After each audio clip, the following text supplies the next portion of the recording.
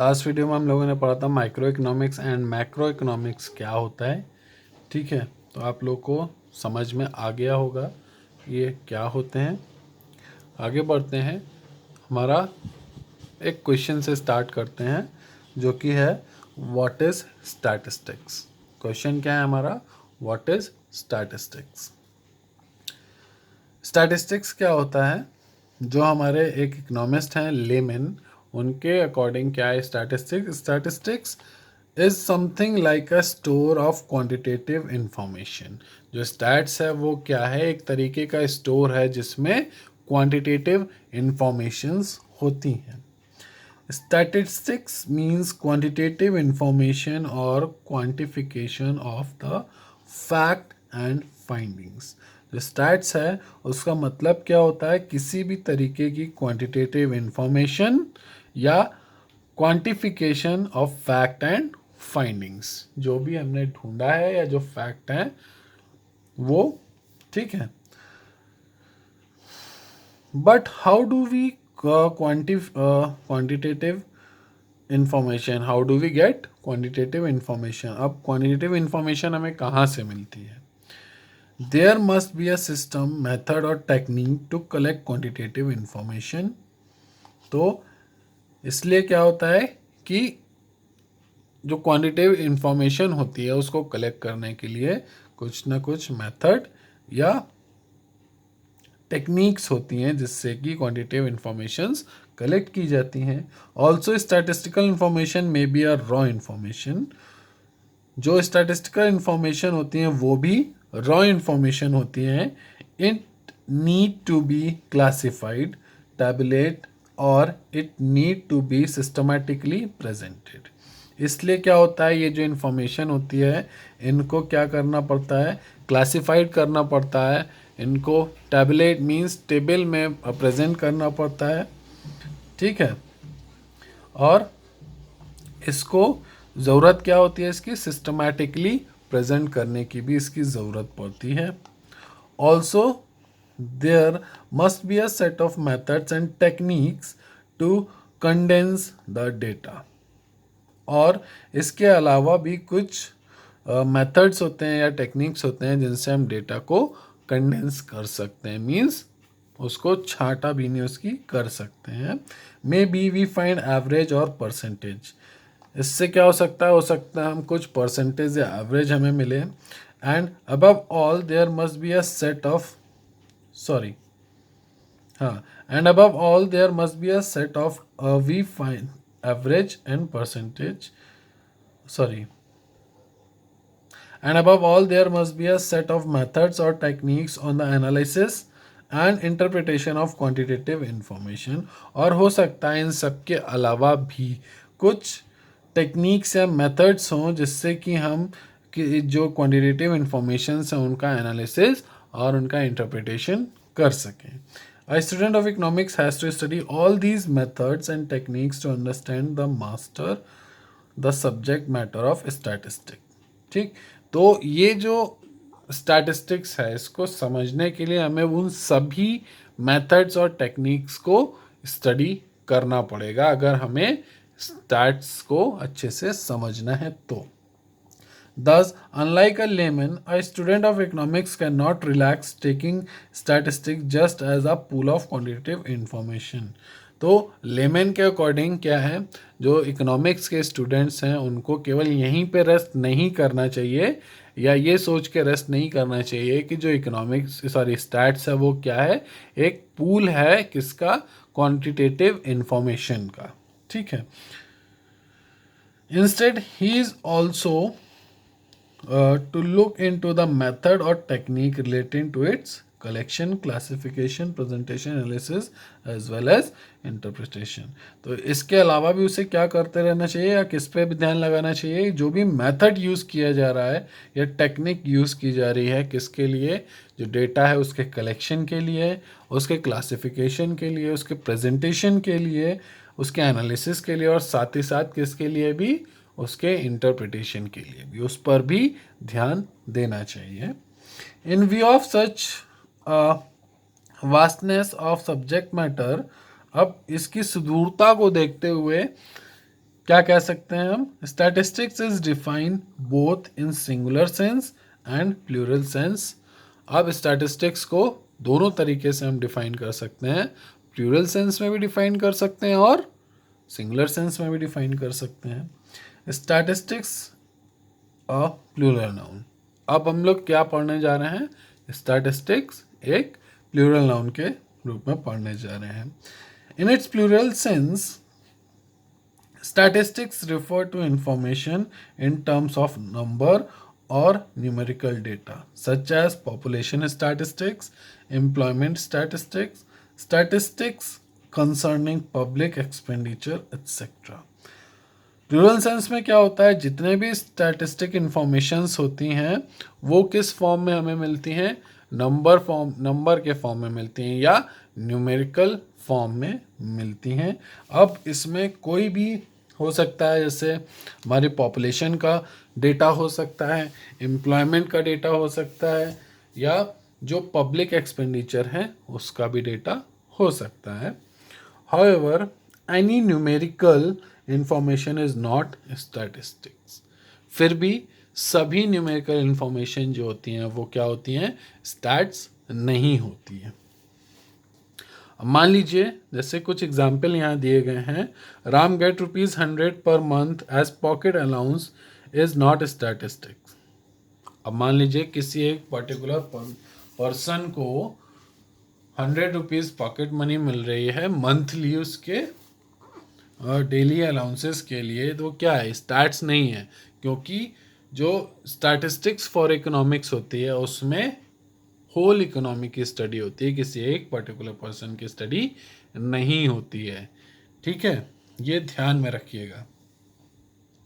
वेरियाज average pocket allowance of the students of class 10th, ठीक है, ₹100 per month, or there are 80 students in class 11 compared to just 8 in class of 12th school are statistics।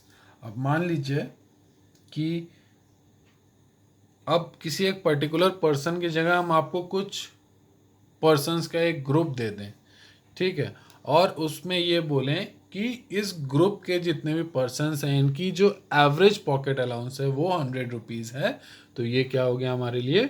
Stats हो गया, क्योंकि ये single person की बात नहीं है, ये एक ग्रुप की बात है। ठीक है, अब एक टेबल हम लोग देखते हैं जिससे हमें समझ में आएगा कि क्या स्टैट्स है हमारे लिए और क्या स्टैट्स नहीं है। ठीक है, क्या हमारे लिए स्टैट्स है और क्या हमारे लिए स्टैट्स नहीं है। अब data which are not statistics, जैसे नंबर 1, काउ हैज़ 4 legs, गाय के 4 पैर होते हैं, ये क्या है? ये हमारे लिए स्टैट्स नहीं है या डेटा नहीं है कोई। Ram has ₹200 in his pocket, Ram की पॉकेट में ₹200 हैं, ये कोई डेटा नहीं हुआ। A young lady was run over by a speeding truck at 100 km/h। एक यंग लेडी है, वो क्या कर रही है? जो उसका ट्रक है उसको 100 किलोमीटर के भी ऊपर की स्पीड पर दौड़ा रही है। ये क्या है? ये एक स्टैट्स डेटा नहीं है, बल्कि इसकी जगह पे स्टैट्स डेटा क्या होता है इसको समझते हैं। जैसे average height of 26+ male people in India is 6 feet compare to 5 feet in Nepal. ठीक है, इंडिया में क्या है? जो 26 साल के ऊपर की, ठीक है, जो मेल पर्सन्स हैं उनकी जो एवरेज हाइट है वो 6 feet है, और किसके कंपैरिजन में? नेपाल में 26 साल के ऊपर के पर्सन की जो एवरेज हाइट है वो क्या है? 5 feet है। ठीक है, birth rate in India is 18 per 1000 compare to 8 per 1000 in USA. अब बर्थ रेट का अगर कंपैरिजन किया जाए इंडिया और यूएसए के बीच में, तो इंडिया में क्या है? 18 per 1000 है, और यूएसए में क्या है? 8 per 1000 है। ये हमारे लिए स्टैट्स है। क्यों? क्योंकि ये एक होल इकोनॉमी को लेकर चल रहा है। ठीक है, किसी एक पर्टिकुलर पर्सन को लेकर नहीं चल रहा है। या over the past 10 years India has won 60 test matches in cricket and lost 50। ये डेटा जो दिया है हमें, ये स्टैट्स हमारे लिए, क्योंकि ये काफ़ी एक तो कंट्री के लिए और साथ ही साथ एक डिकेड की बात कर रहा है, ठीक है। Thus, all statistics are data, but all data are not statistics. तो जो स्टैट्स है वो क्या है, जो सभी स्टैट्स हैं या न्यूमेरिकल फॉर्म में जो भी हमें स्टैट्स मिल रहे हैं वो डेटा है, लेकिन ज़रूरी नहीं है कि सभी डेटा जो है वो स्टैटिस्टिक्स हो। क्लियर है। अब इसकी डेफिनेशन क्या है प्लूरल सेंस में, इसको समझते हैं। Statistics are numerical statement of fact in any department of enquiry placed in the relation to each other, ठीक है।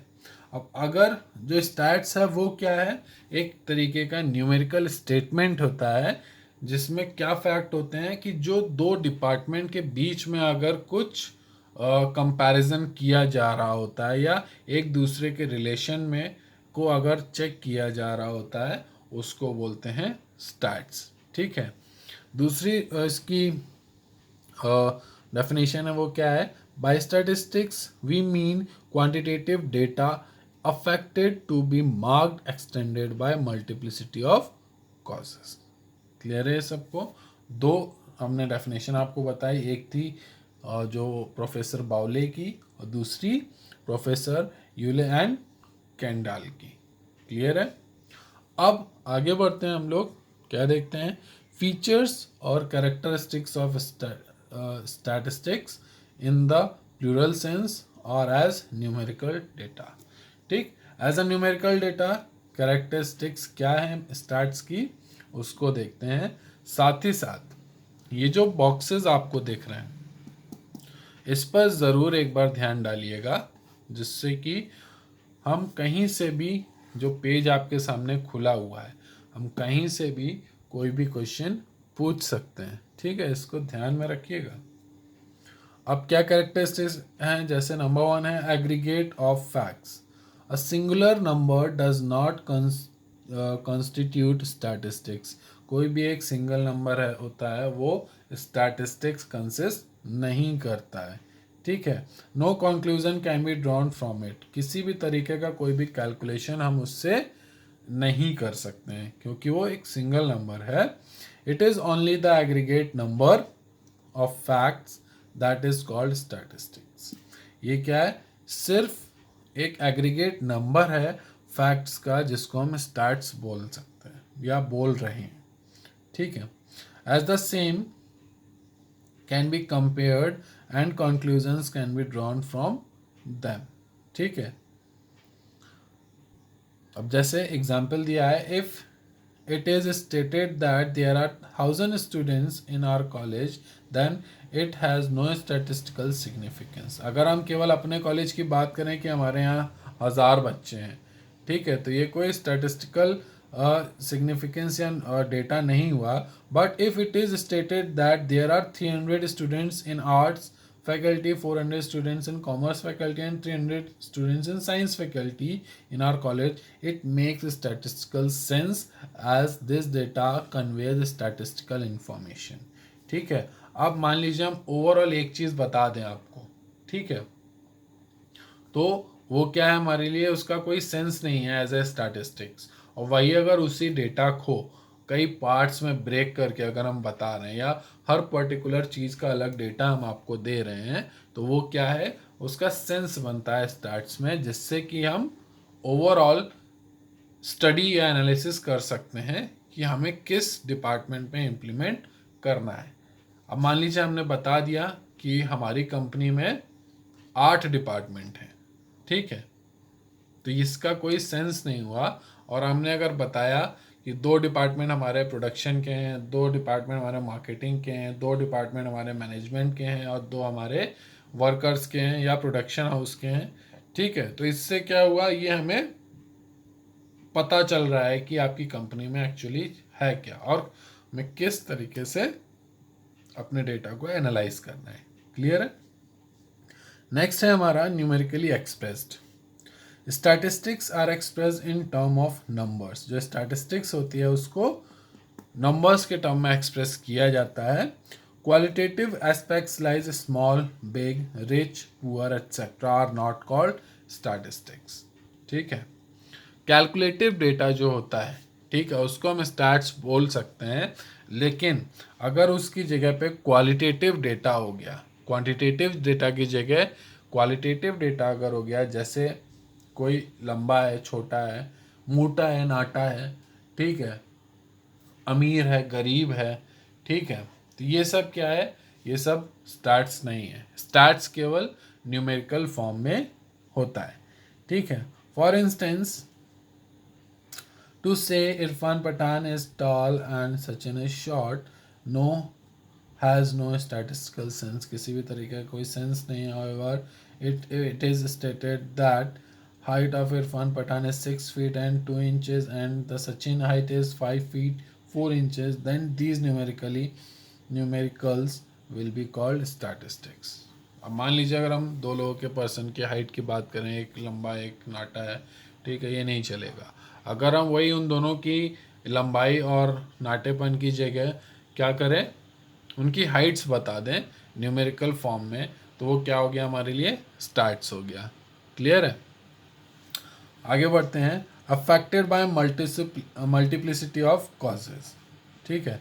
Statistics are not affected by any single factor, जो स्टैटिस्टिक्स है वो किसी एक सिंगल फैक्टर से अफेक्ट नहीं होता है, but are influence by many factors. लेकिन अगर कई तरीके के फैक्टर्स होंगे या कई फैक्टर्स होंगे तो उससे उसको मैनिपुलेट किया जा सकता है या इन्फ्लुएंस किया जा सकता है।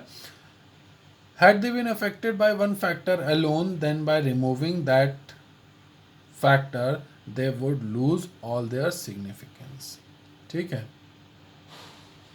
अगर वो किसी एक फैक्टर से क्या हो रहा होता है, अकेले उसको प्रॉब्लम दे रहा होता है, तो अगर हम उसको रिमूव भी कर देते हैं तो उससे जो हमारी इंपॉर्टेंस डेटा की वो क्या होती है, ख़त्म हो जाती है। मान लीजिए जैसे 30% राइज इन प्राइस में have been due to several causes like reduction in supply, increase in demand, shortage of power, rise in wage, rise in taxes etcetera. तो ये क्या है हमारे लिए, कोई मल्टीसिप्लिटी ऑफ कॉजेज होती है, कोई एक कॉज जो होता है हमारे डेटा को इफेक्ट नहीं कर सकता है। फोर्थ है हमारा reasonable accuracy. A reasonable degree of accuracy must be kept in view while collecting statistical data। तो जो हमें statistical data होता है उसके लिए हमें क्या माइंड में रखना पड़ता है कि हमें एक्यूरेट डेटा चाहिए, ठीक है। लमसम डेटा से हमें कुछ नहीं मिलेगा। This accuracy depends on the purpose of investigation, it's nature, size and available resources. अब ये जो एक्यूरेसी होती है किस पर डिपेंड करती है कि हमें कैसे डेटा मिल रहा है, ठीक है, हमें किस इन्वेस्टिगेशन के लिए डेटा चाहिए, उस डेटा क्या नेचर होना चाहिए, क्या साइज़ होना चाहिए, और हम किस रिसोर्सेज से उसको कलेक्ट कर रहे हैं, ठीक है, ये डिपेंड करता है उस पर। फिफ्थ हमारा placed in relation to each other, such numericals alone will be called statistics as are mutually related and so comparable. कुछ न्यूमेरिकल जो होते हैं अलोन ही रहते हैं जिनको हम स्टैटिस्टिक्स बोलेंगे, क्योंकि वो म्यूचुअली रिलेटेड एंड कंपेरेबल होते हैं, unless they have the quality of comparison they can not be called statistic. जब तक उनके अंदर कंपैरिजन की क्वालिटी नहीं होगी तब तक उनको हम स्टैट्स नहीं बोलेंगे। क्लियर है? नेक्स्ट पॉइंट है हमारा predetermined purpose. Statistics are collected with सब प्री डिटरमाइंड ऑब्जेक्टिव। जो स्टैटिस्टिक डेटा होता है उसको हम किस लिए कलेक्ट करते हैं, जिसके लिए मतलब हमारा जो ऑब्जेक्टिव होता है वो पहले से हमारे माइंड में रहता है, जिसको ध्यान में रखते हुए हम स्टैटिस्टिक डेटा कलेक्ट करते हैं। Any information collected without any definite purpose will only be a numerical value and not statistics. अगर हमें नहीं पता है कि हम डेटा किस लिए कलेक्ट कर रहे हैं, ठीक है, तो उसको सिर्फ एक न्यूमेरिकल वैल्यू बोला जाएगा, स्टैटिस्टिक्स नहीं बोला जाएगा। If data pertaining to the farmers of a village is collected there must be some predetermined objective. अगर हम कुछ डेटा कलेक्ट कर रहे हैं किससे रिलेटेड, फार्मर से रिलेटेड, एक विलेज के, ठीक है, तो उसके लिए हमें पहले से अपने दिमाग में कोई एक ऑब्जेक्टिव रखना होता है, ठीक है। Whether the statistics are collected for the purpose of knowing their economic position और distribution of land among them और देयर टोटल पॉपुलेशन और for any purpose, all those objective must be predetermined, ठीक है। Seventh हमारा enumerated और estimated. Statistics में be collected by enumeration और the same be estimated. जो स्टैटिस्टिक्स होती है इन्यूमरेट और एस्टिमेटेड वैल्यू पर ही क्या करते हैं, हम उसको कलेक्ट करते हैं. If the field of investigation is vast the procedure of estimation में बी हेल्पफुल. ठीक है, अगर मान लीजिए कुछ बड़ी इन्वेस्टिगेशन हम कर रहे हैं तो ये जो प्रोसीजर होते हैं वो काफ़ी हेल्पफुल होते हैं हमारी एस्टिमेशन के लिए. ठीक है, जो एस्टिमेशन का जो प्रोसीजर होता है वो काफ़ी हेल्पफुल होता है हमारी इन्वेस्टिगेशंस के लिए. क्लियर है. लास्ट पॉइंट है हमारा collected in a systematic manner. Statistics should be collected in a systematic manner. Before collecting them, a plan must be prepared. जो स्टैटिस्टिक्स होती हैं उनको एक सिस्टमेटिक मैनर में कलेक्ट करना चाहिए. ठीक है, कलेक्ट करने से पहले क्या होगा, उससे पहले हमें एक प्लान प्रिपेयर करना होता है. No conclusion can be drawn from statistics collected in haphazard manner. अगर हम आनन फैनन में या उल्टे सीधे तरीके से कोई भी डेटा कलेक्ट कर लेते हैं तो उसकी वजह से क्या हो सकता है, हमें कोई भी कंक्लूजन नहीं मिल सकता है. In short it can safely be concluded that all numerical data can not be called statistics. तो इसलिए हम कह सकते हैं कि जो जितना भी न्यूमेरिकल डेटा होता है उन सभी को हम स्टैट्स नहीं कह सकते, लेकिन जितना भी स्टैट्स होता है उसको हम न्यूमेरिकल डेटा कह सकते हैं. क्लियर है. तो आप वीडियो को देखिए, समझिए वीडियो को, जो हम वर्कशीट दे रहे हैं उसको सॉल्व करिए. ठीक है.